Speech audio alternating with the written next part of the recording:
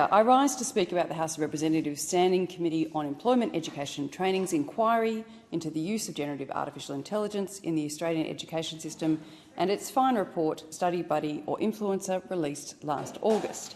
And I echo the comments of the member for Holt for our exemplary leadership by our chair and the enthusiasm and intelligent contribution of our colleagues and indeed the Secretariat. I do start, though, by thanking the Minister for Education, the member for Blaxland, for referring this essential question to the committee after some overly enthusiastic advocacy from a nameless coalition member of the committee who will not be named in this place. When it comes to the future of our education system and the impact generative AI will have on it, we need to be bold, imaginative and optimistic. That is not where I started in this inquiry and is certainly not where I ended. 2 years ago, I stood in the main chamber and delivered my first speech, and I feared a demise in education standards as devices dislodged books in our education system and increased the incidence of concentration difficulties, impulsivity, sleep disturbance and poor language development. When in November 2022, ChatGPT was released to the global market, I feared my most pessimistic predictions were all too proximate. But April of last year, in 2023, I went to Europe and met with the leading public policy analysts in this space, Tia Lukola and indeed Andreas Schleicher from the OECD. And later that year in Belgium, I met with the authors of the EU's Digital Services Act and those who were holding the pen on the EU's generative AI laws. I met with organisations whose job it was to equip and upscale the European teaching workforce to deal with technology and generative AI, and specifically large language models. So my fear for falling education standards was replaced by excitement for what it might mean in the Australian classroom. Our children are not performing well. Look at our PISA results. Between 2003 and 2022, Australia's mean performance has decreased by 37 points, which is almost 10%, and we now have the most disrupted classrooms in the world. Equally, our teaching profession is in crisis. We need thousands more to come into the profession, and those who are in, we need them to stay. Quite a number who go into teaching degrees these days have barely passed their own Year 12 finishing certificate. For reasons we all struggle to understand, teaching remains a poorly regarded profession in Australia, despite the enormous impact it has on every single one of us, and the sensible investment in teacher attraction innovations like Teach for Australia, whose graduates are making a great impact across the country, especially in the Western Port Secondary College in my electorate. There would not be a person in this place who was unable to identify a teacher who made it possible for them to stand here today. In my case, that teacher was Mr. Andrew Barnett. He taught me Australian history and economics, and he is the reason I stand here today. And without a doubt, everyone here across the parliament could name that teacher that changed their life in a millisecond. And yet by next year, it is estimated that Australia will be short at least 4,000 secondary teachers. As this inquiry showed, generative AI gives us an ability to reimagine the education model from the bottom up. In an opinion piece that I wrote for the Financial Review a year ago, I imagined a world in which a hologram would appear in the classroom. It might be a hologram of Oscar Wilde, or it might be Shakespeare, it might be George Orwell.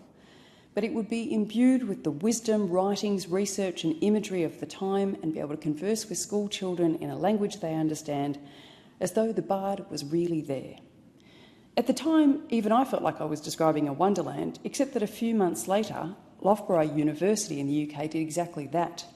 It brought into a lecture hall a global expert from somewhere in the United States through proto-haloportation technology to interact with students as though the lecturer was not thousands of kilometres away. Recently, I was listening, as I do almost every night, we are sad people in these places, to podcasts about technology and how it was changing our lives. And on Saturday night, I listened to an episode of Your Undivided Attention, probably the best podcast for analysing tech for good, tech for bad and tech for terrible, as I like to think of it. In it, psychologist Esther Perel described how someone had built a chatbot of her. Frustrated that he had been unable to secure a consultation appointment with her directly, he sat down and invented a large language model filled with all of her words, her teachings, her podcasts and interviews, and any other material he could find. AI Esther didn't have trouble setting up an appointment. In Perel's own words, AI Esther fundamentally helped him, and the advice and consultation was illuminating and gave him tremendous peace. He did not need the real thing anymore. The bot had just enough wisdom to help get him through a difficult time. Now, I'm absolutely not recommending this model for psychology, not one bit. I'm a big fan of all the messiness of human relations and the need for other human relations to help us make sense of them. But I'm not so pure when it comes to teaching, and we must recognise that this model has the potential for teaching our children, at least in part, at least the basics.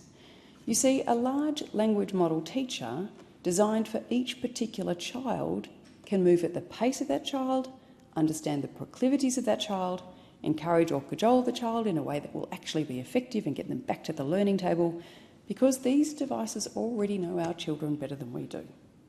In this way, generative AI and EdTech can be a huge and beneficial resource for our schooling system.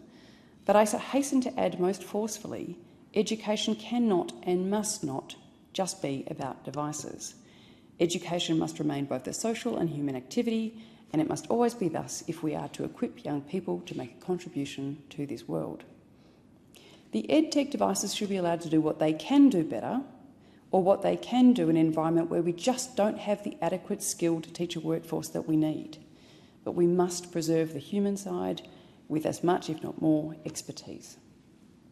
Throughout the hearings of this inquiry, I asked a number of our witnesses, could you just tell me what human attributes you think we're still going to need in society in 5, 10 or 15 years' time?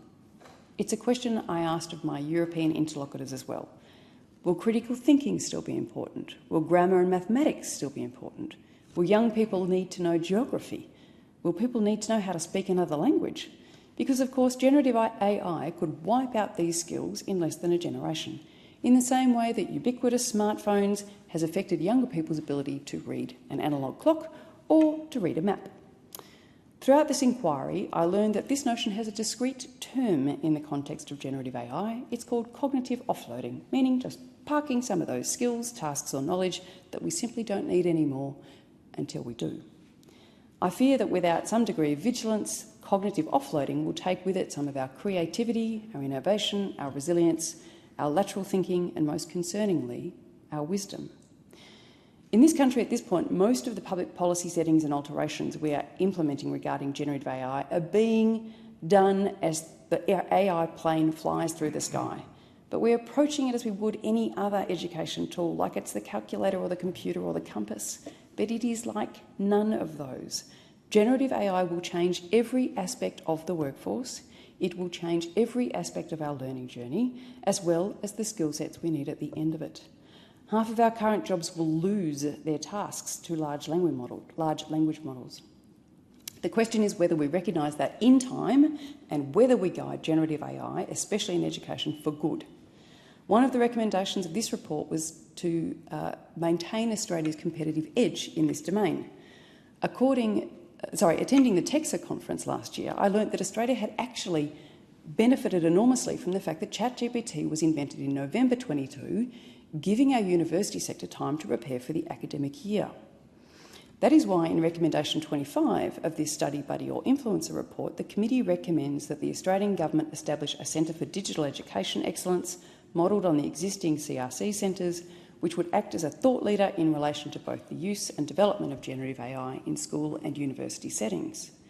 I note that that recommendation was equally picked up and reiterated in a further recommendation 3 of the Coalition members' additional comments to the Joint Select Committee on Social Media and Australian Society's final report issued last week. I thank the remarkable work of Jason Lodge at the University of Queensland and Danny Liu of the University of Sydney, who are nothing short of visionaries in this space. We need to support and sustain not just their imagination but their practical exploration of what is possible within the Australian education system to use this technology, this intervention and this revolution for our national benefit.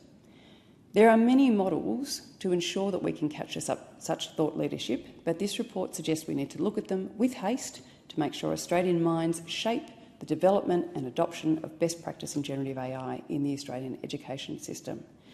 This report, like the social media report released last week, provides a pathway to ensure Australia has a clear plan for promoting tech for good, managing tech for bad and eliminating tech for terrible. Authorised by Zoe McKenzie, Liberal Party, Somerville.